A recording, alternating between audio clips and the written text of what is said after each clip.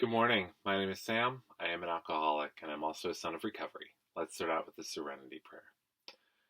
Good and gracious God, grant me the serenity to accept the things I cannot change, the courage to change the things I can, and the wisdom to know the difference. Amen. So I'm still reading through Recovery Dharma, how to use Buddhist practices and principles to heal the suffering of addiction. Uh, I'm in the community or Sangha section, and I'm learning about wise friends and mentors this morning. Many, if not most, recovery meetings are focused on meditating together, reading literature, or exploring specific topics and sharing. There are no requirements for attendance other than a respectful curiosity, and attending meetings are a great opportunity for newcomers to visit and learn about the program.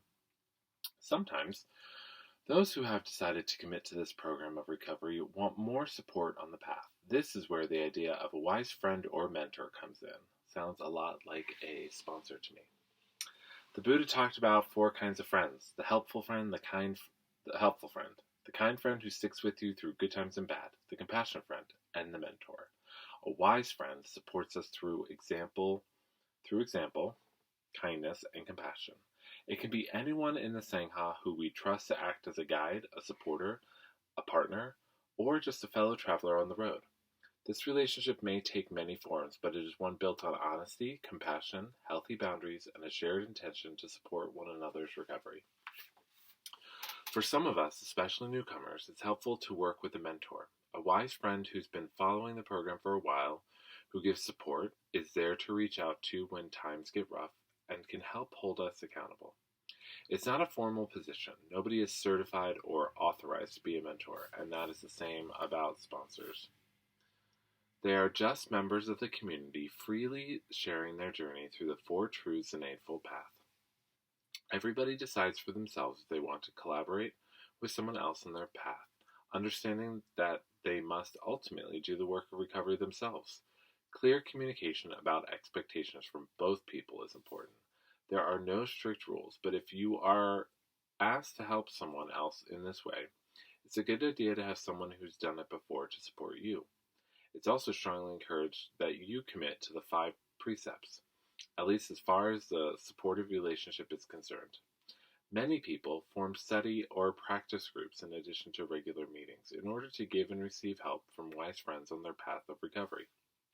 Some folks call these Kalayamita groups, the Pali term for wise or admirable friends. Some call them Dharma buddies. That's a lot easier to say. Whatever the name, people gather to explore particular aspects of the path in a smaller group, like practicing longer periods of sitting meditation, studying the Buddhist texts, or listening to recorded Dharma talks.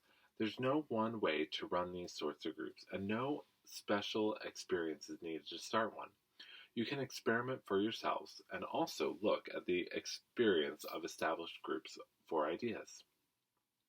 There are also groups that have formed to support each other in writing inquiries or investigations of how their addictive behavior led to suffering.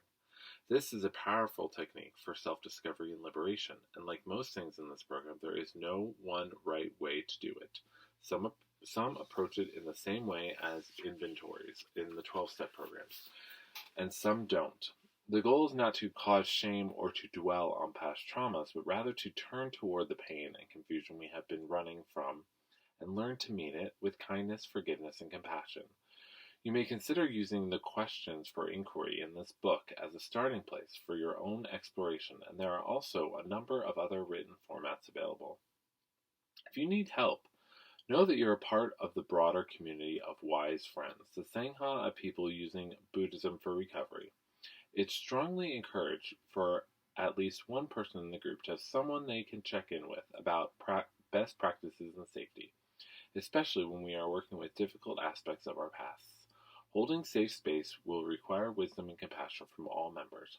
At any time, in groups as well as in every aspect of our lives, the reminder is that when in doubt, we can be present and we can be kind. So, this actually brought up a couple of things, but let's first talk about sponsors or mentors. I know that this says, as in all practices that, there's no one right way to do it, and that is true. There is no one right way to do any of this because it's our recovery, it's our process, it's how we have to do it. They give us a great guide on how to do it, and with a guide, having a mentor or sponsor is really important. Um, I remember that it was about 30 days in, and I still hadn't gotten a sponsor yet. And my therapist told me that I had to get a sponsor by the next time I saw her. She never told me I ever had to do anything, but this one time she said, "I'm going to tell you, you have to do this," um, because she knew how critical it was to have a strong mentor on your side when you're walking through this journey, not just a therapist. Um, and I picked my friend Bobby, and that was an amazing experience, and I'm so grateful for him. So all that to say is you don't have to have a sponsor, but it's really critical. I think you'd be left out of a lot of healing, especially, they talk about, and this is the other thing I wanted to talk about, the writing down of all of our indiscretions and our personal defects and all that stuff. So there are also groups that have formed to support each other in writing inquiries or investigations into how their addictive behavior led to suffering. So some approach it in a way as inventories in 12-step programs, and some don't. The goal is not to cause shame or to dwell on past traumas, but rather to turn toward the pain and confusion we have been running from and learn to meet it with kindness, forgiveness, and compassion. That is very much the same as the inventory of a 12-step program. And so they're also saying that is very important that we do that. And they even have questions of inquiry in the back of here. They have a lot of questions and things that are useful. Questions of inquiry. And we can actually go through some of those.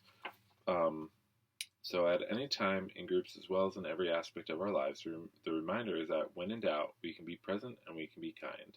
So that's the thing about having mentors and friends is it reminds you of the kindness and compassion that we have to have on ourselves. Because sometimes the best way to see it is just through other people's eyes. So with that,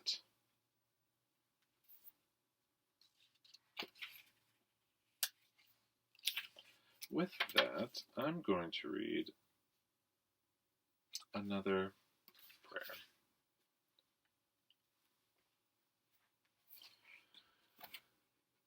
This is another day, O Lord.